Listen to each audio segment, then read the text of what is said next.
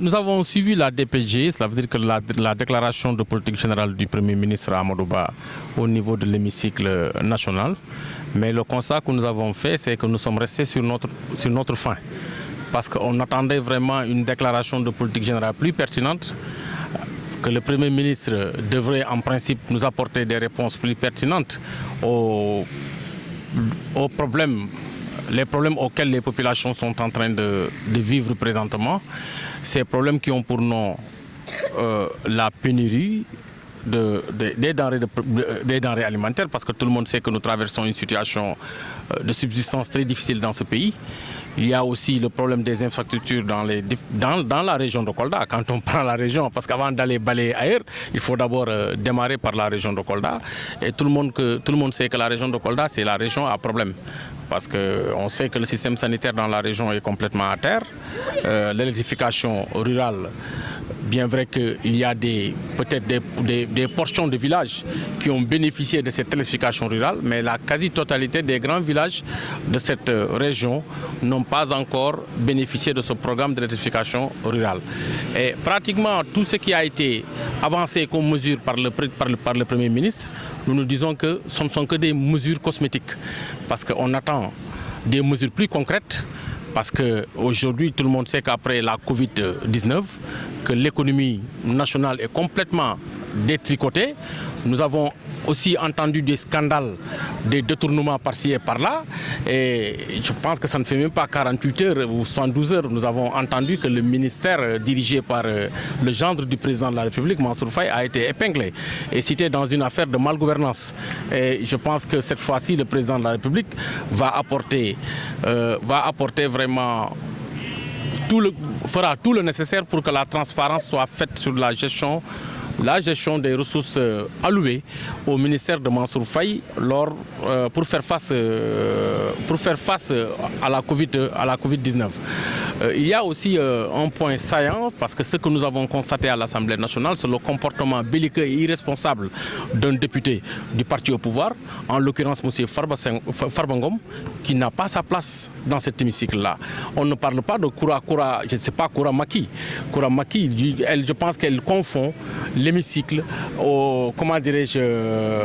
à la planche du grand théâtre Daniel Sorano. Parce que je sais pertinemment qu'elle ne comprend pas, les enjeux, et elle ne maîtrise pas, elle ne cerne pas l'importance de cette institution dans l'échiquier des institutions de ce pays.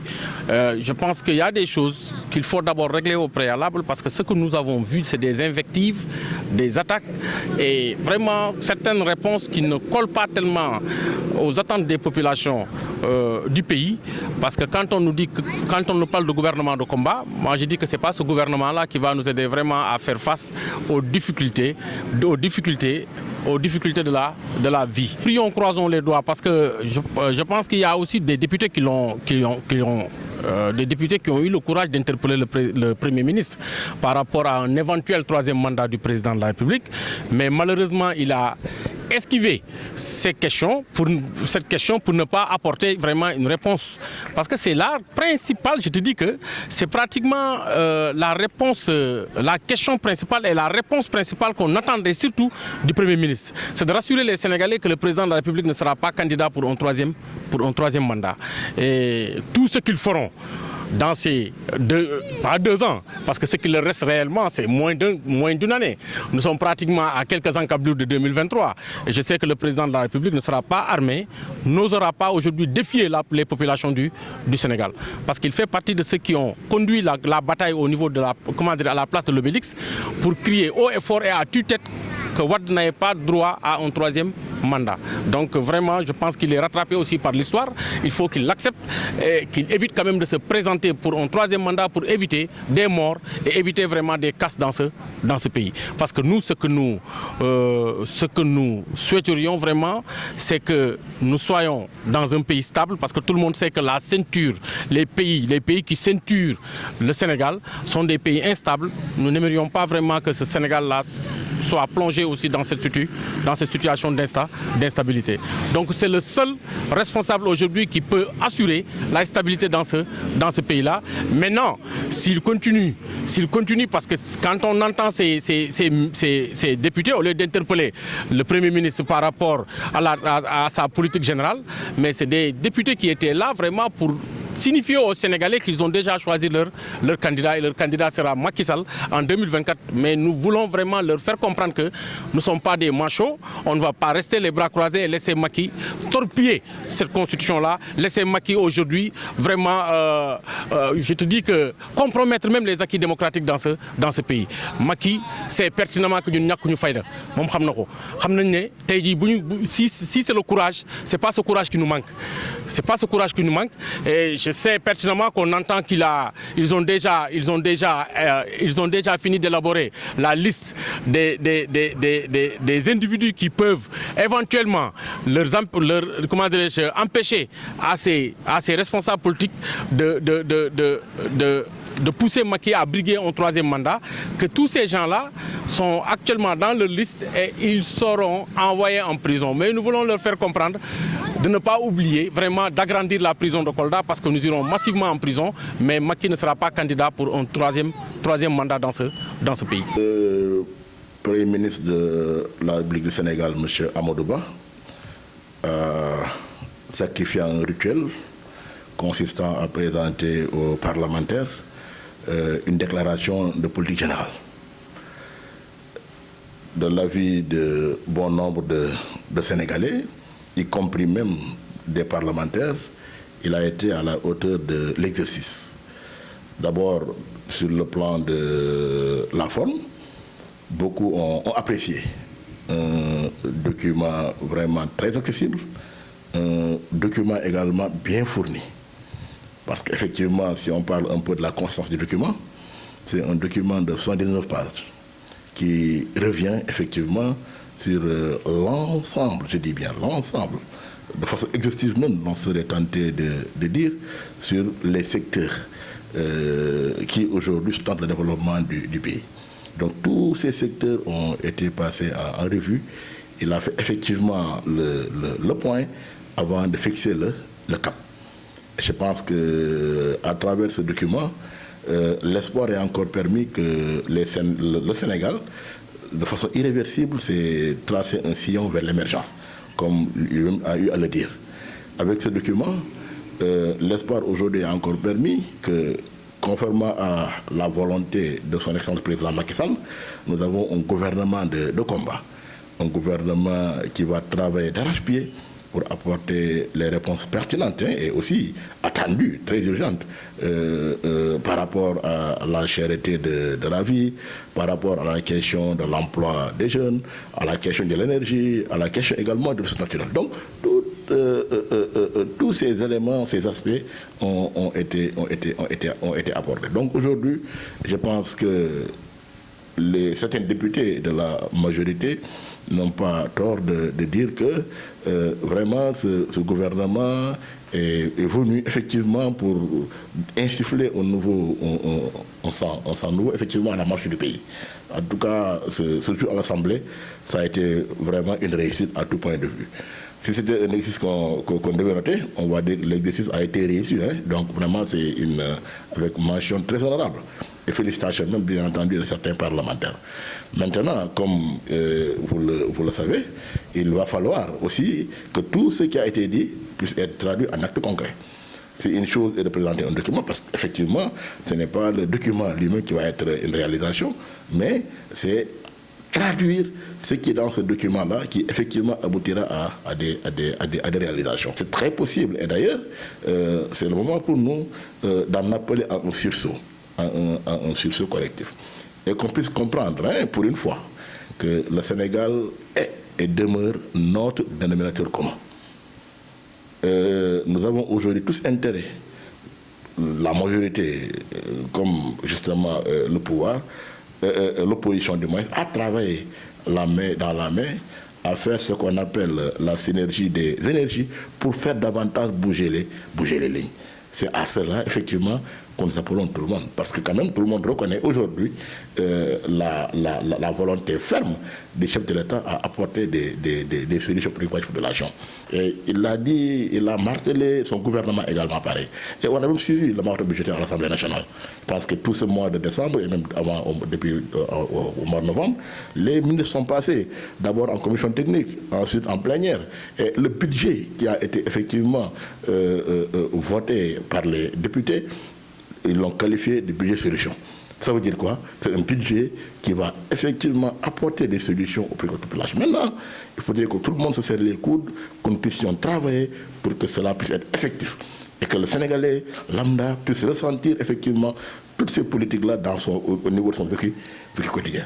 Et là aussi, on ne le dira jamais assez, ce n'est pas seulement l'apanage du chef du gouvernement, mais au-delà, tous les Sénégalais, chacun là où il se trouve, doit jouer sa partition pour y arriver. Nous avons été d'ailleurs les premiers demandeurs de cette déclaration de politique du gouvernement du Sénégal, parce que dans la tradition constitutionnelle, il est de coutume que chaque fois qu'un Premier ministre est nommé, il passe d'abord à l'Assemblée nationale faire son baptême de feu. Tous les premiers ministres du Sénégal sont passés par là, de Dia Mamadou, n'est-ce pas, à Abdou Diouf, passant par, comment on appelle, Mimi Touré. Tous ceux-là qui ont été PM au Sénégal ont au moins fait le show, n'est-ce pas, constitutionnel.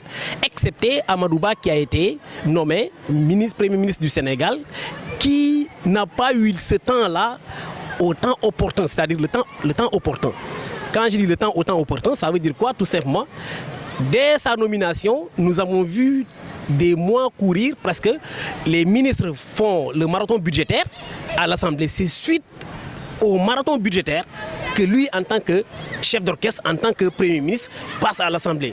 Bon, on dit mieux vaut tard que jamais, mais dans la tradition, c'est lui en premier qui devrait passer, faire sa déclaration de politique générale. Ensuite, les ministres passent à l'Assemblée nationale pour faire leur marathon budgétaire. L'un dans l'autre, je ne dirais pas qu'il y a vice de forme, mais comme on dit en politique, mieux vaut tard que jamais. Il l'a fait, oui, hier. Ça a été un show. Lui-même dans son manteau de Premier ministre, nous avons l'impression que le costume qui lui avait été taillé en tant que Premier ministre ne lui allait pas à merveille, dans la mesure où il y avait des doutes même à son niveau. C'est-à-dire il n'était pas dans une certaine mesure de convaincre, dans la mesure où les budgets ont été déjà votés, sans lui, sans sa déclaration. Si c'était fait avant le budget, on pouvait dire qu'il était là poignant, il avait tenu l'Assemblée en haleine et les Sénégalais en haleine. Mais vu que les budgets ont été déjà votés, c'est comme si c'était un Premier ministre de fantoche qui était là et qui fuyait des questions posées par des députés. En ce moment, il y a deux interrogations que nous nous posons. Premièrement, nous savons qu'il y a juste 1 an, 2 mois ou 3 mois qui restent avant février 2024. Ceci implique quoi? Cela veut dire que réellement le Premier ministre Amadouba n'a que 14 mois pour au moins mettre en œuvre toutes ces déclarations d'intention au niveau de l'Assemblée nationale. Ça ne doit pas simplement être limité à une déclaration d'intention, mais ça doit être accompagné d'actes concrets, forts sur le terrain, et que l'ensemble des ministres qui composent ce gouvernement-là soient conscients que c'est lui qui endosse la responsabilité gouvernementale et que le pointage soit fait, c'est-à-dire le suivi, évaluation. Il y a de cela 12 ans, souvenez-vous, le président Macky Sall avait annoncé de grands investissements à Kolda. Jusqu'ici, rien n'a été fait. Tous ces premiers ministres qui seront succédés ont bien parlé de la boucle du Médina Yoro Foulah. Ils ont bien parlé de l'université de Kolda.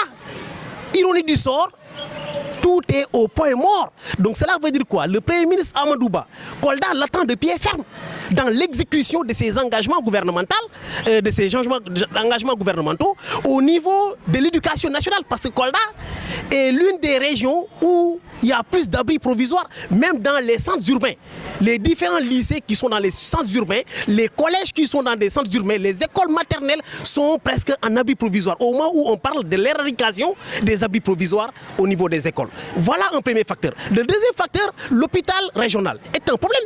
Aujourd'hui, Kolda a besoin d'un hôpital digne de son nom. Un hôpital de niveau 3 qui, au plan d'infrastructures, équipements, plateaux techniques et comment on appelle de personnel qualifié, Kolda attend de cela à ce gouvernement.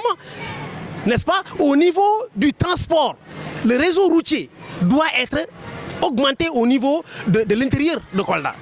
À Kolda commune comme dans le département de Kolda. Cela va permettre à l'économie endogène d'être portée. Cela va permettre à l'économie endogène d'être portée. Il faudrait aussi mettre des pistes de production. Parce que vous savez, le bassin arachidier, au départ, c'était la région de Louga, Diourbel. Par la suite, c'est devenu vers le Sine Saloum. Aujourd'hui, quand nous regardons le bassin arachidier, Kolda est le bassin arachidier avec Médina Yoro Foulah. Cela demande quoi? Il faudrait des pistes de production soient mises davantage accentuées dans ces différentes zones pour permettre enfin que le producteur local puisse transporter ces produits vers les marchés pour la commercialisation. À cela s'ajoutent les transformations des fruits et légumes, parce que Kolda est une zone aussi sylvo-agropastorale. Et il y a des fruits, par exemple, du lait qui est là, en quantité, c'est une région laitière.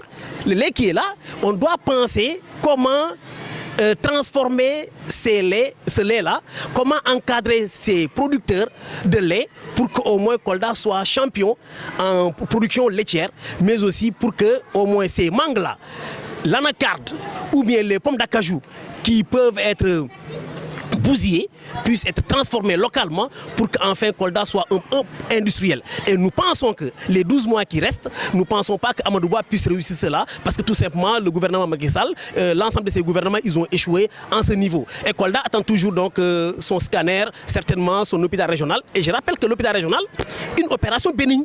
Les gens meurent de cette opération bénigne. C'est quoi une opération bénigne? C'est la césarienne. C'est l'opération de goitre. Ces opérations très bénignes ailleurs, où vous faites l'intervention, le même jour vous rentrez chez vous. À Kolda, si les gens entrent dans ces blocs pour ces genres d'opérations bénignes, il y reste la vie. En donnant la vie, quand une femme perd la vie, c'est un problème et c'est un cri de cœur. Amadouba donc a de gros chantiers. Et Kolda l'attend de pied ferme d'ici la fin de leur mandat en 2024.